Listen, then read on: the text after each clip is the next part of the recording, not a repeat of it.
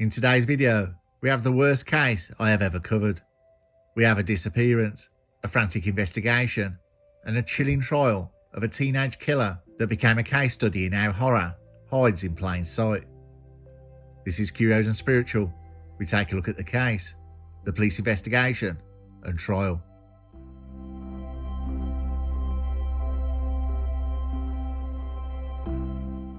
On Monday, the 12th of August 2019, Accrington, an unassuming Lancashire town, more associated with market days than murder headlines.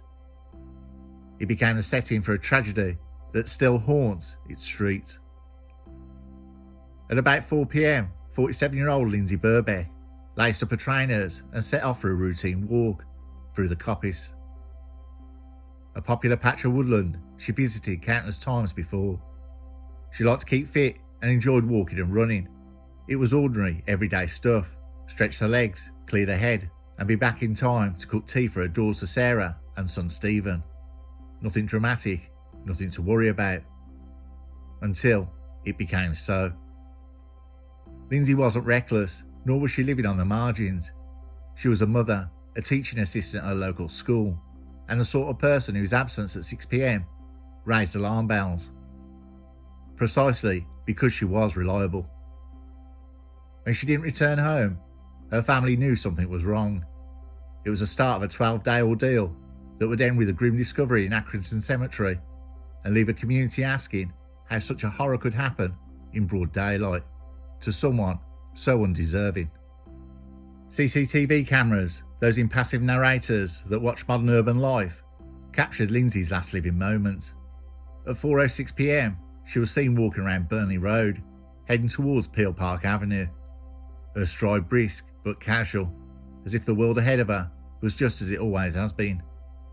She had no idea that in the woods, a predator was waiting. Not a career criminal, not a grizzled offender with a long police file, but a 16-year-old boy whose idea of an afternoon activity was to find and kill a stranger. There was no feud, no grudge, no financial motive, just intent. Chillingly, he was after a victim. Any victim. A different walker encountered him first. She noticed the hood pulled up and the way he loitered, the closeness of his steps behind her.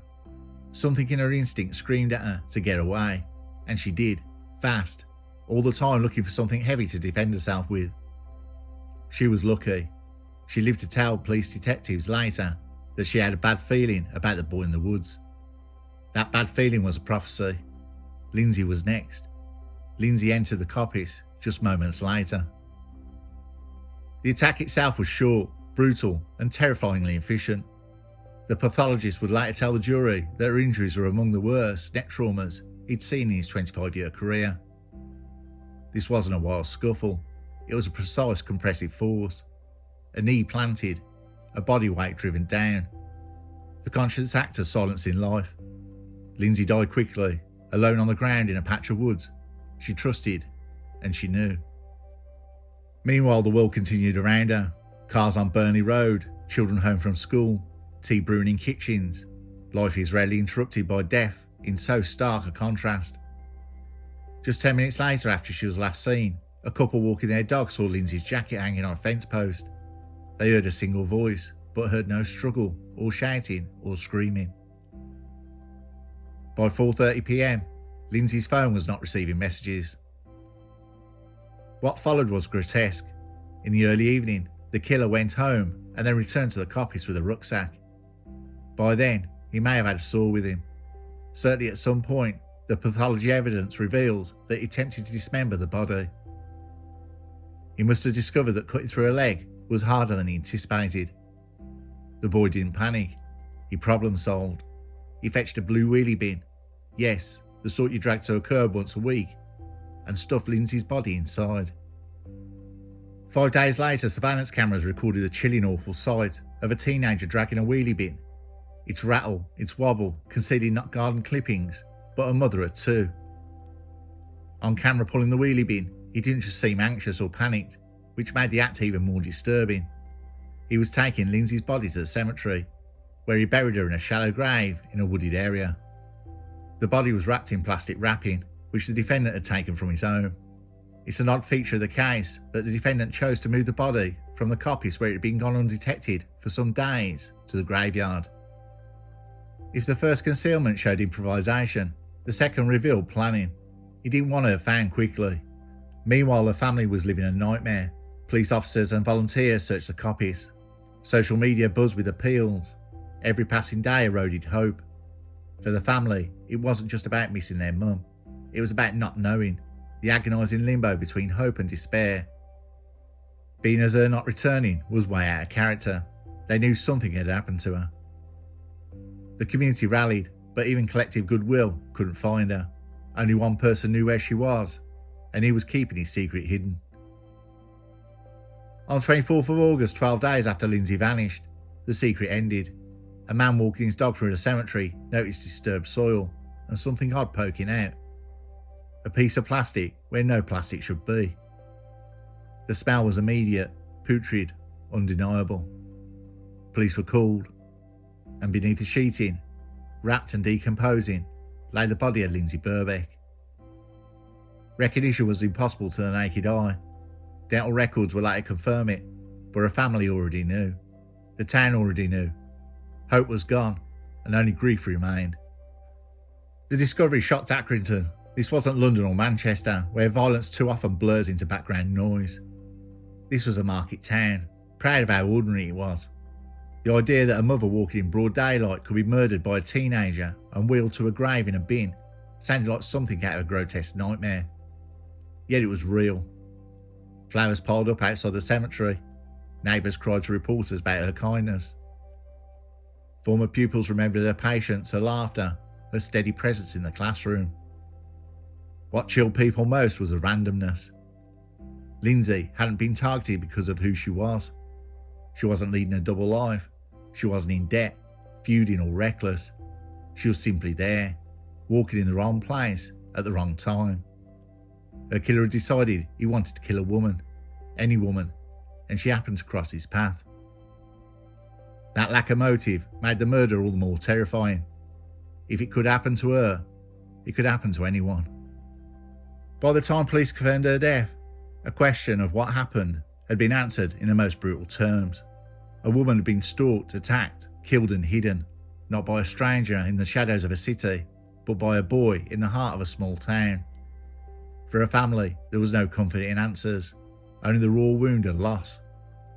For the community, there was a dawning horror. Evil didn't have to come cloaked in mystery or menace. This time, it wore the face of a teenager, pulling a wheelie bin.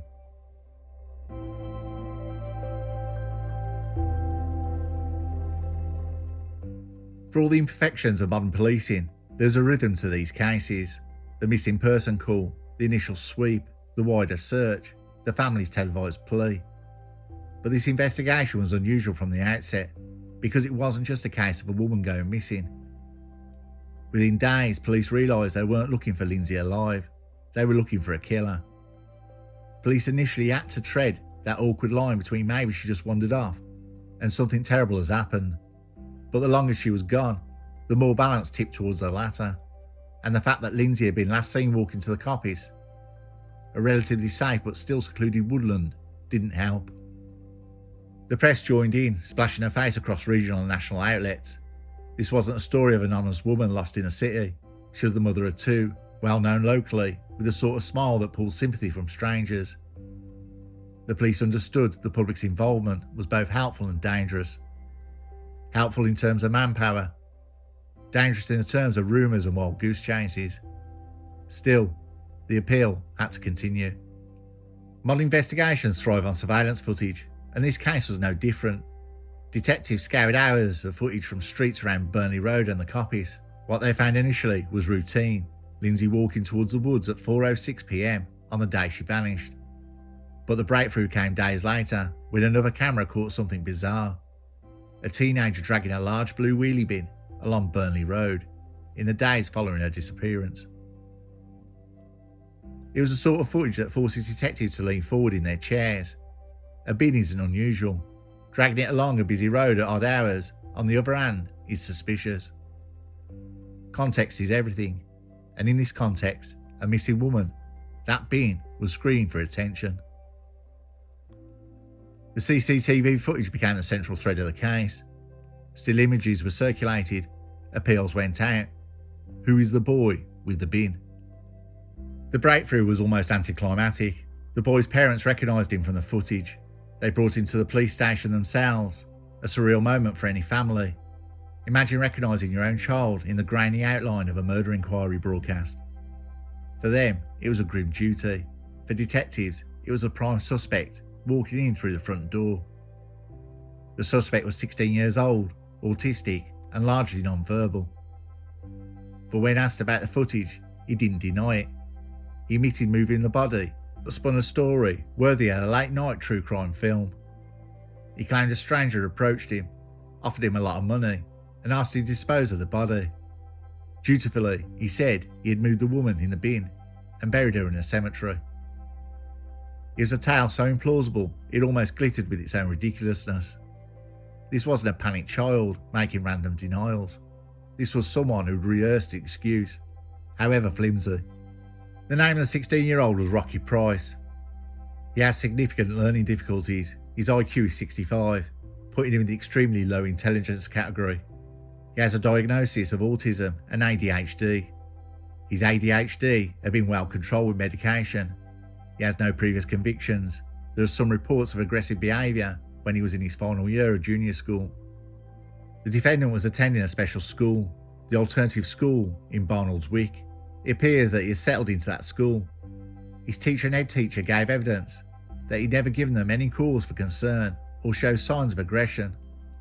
They considered him to be young for his age and not like the other boys at his age group. He was kept away from the more boisterous boys as they thought he was vulnerable to bullying. Both teachers were shocked by the defendant's identification in connection with the murder. Forensics filled the rest of the picture. Pathologists confirmed Lindsay had died from severe compressive neck injuries, a crushing fall so catastrophic that her airway collapsed. It wasn't a fall or an accident. Someone had used deliberate violence. More disturbingly, evidence suggested an attempt had been made to sever one of her legs after death, possibly with a saw. The act hinted at a level of detachment and experimental cruelty that had unsettled even seasoned professionals. Traces of Lindsay's body were linked to the bin.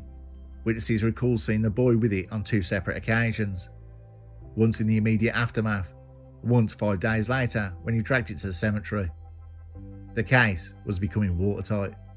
Meanwhile, Accrington watched in horror as the investigation unfolded. The wheelie bin footage, when released, became iconic in its own grim way, a grainy image representing the banality of evil.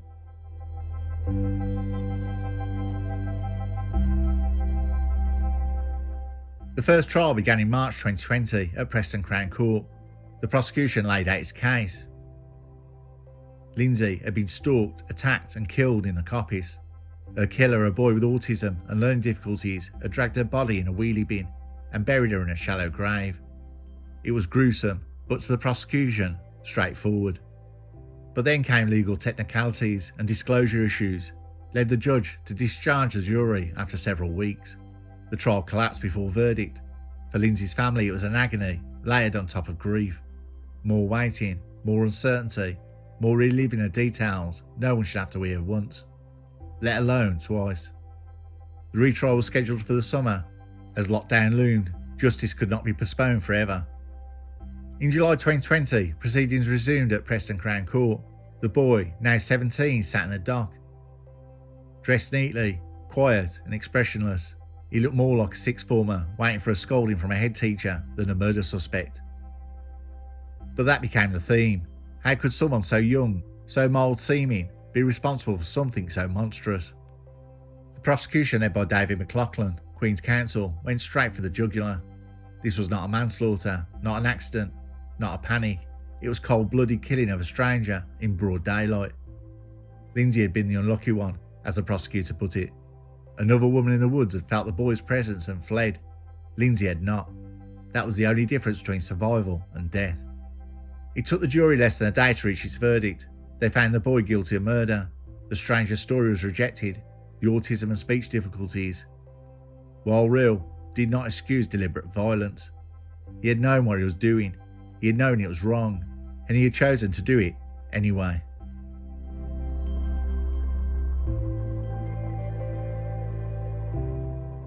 On the 14th of August 2020, Justice Shipp passed sentence.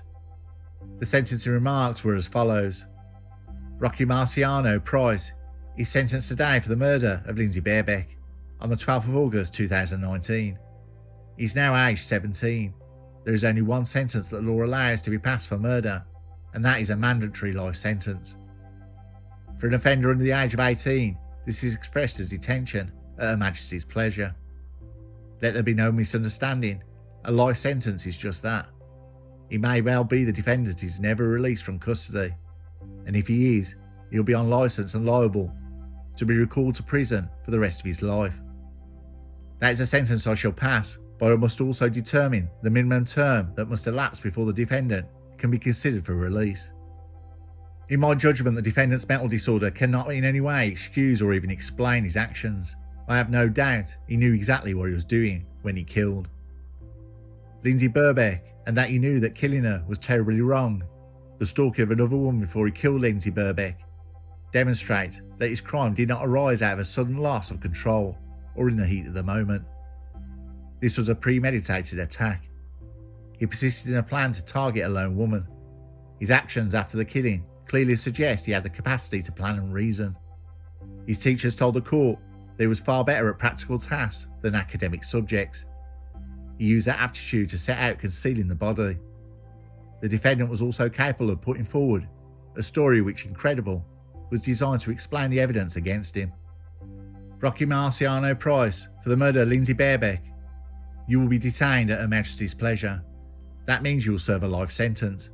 The murder was a very serious one. I now thought about all that has been said about you before deciding how long you must serve as a punishment. You must serve a minimum of 16 years, less than 348 days you've been remanded in custody. That is the least amount of time you will be in custody. After that time, you will only be released if a parole board decide you are not a danger. If you are released, you'll be on licence for the rest of your life.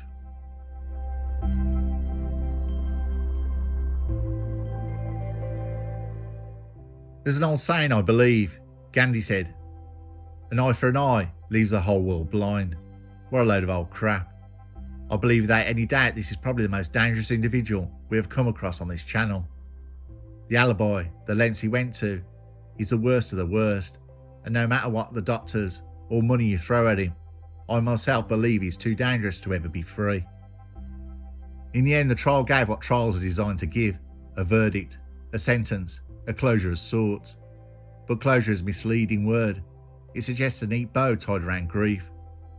In reality, Sarah and Stephen were left without their mother. The town was left with its trauma, and the teenager was left with a prison cell. Justice had been served, but no one walked away whole from this. And perhaps that's the sharpest truth of all. Trials don't heal, they only decide. For Lindsay's family, the decision meant knowing her killer would not walk free for years. For the rest of us, it meant that being reminded that evil can look like a normal, hooded teenager with a wheelie bin, and that life can change forever on one ordinary Monday.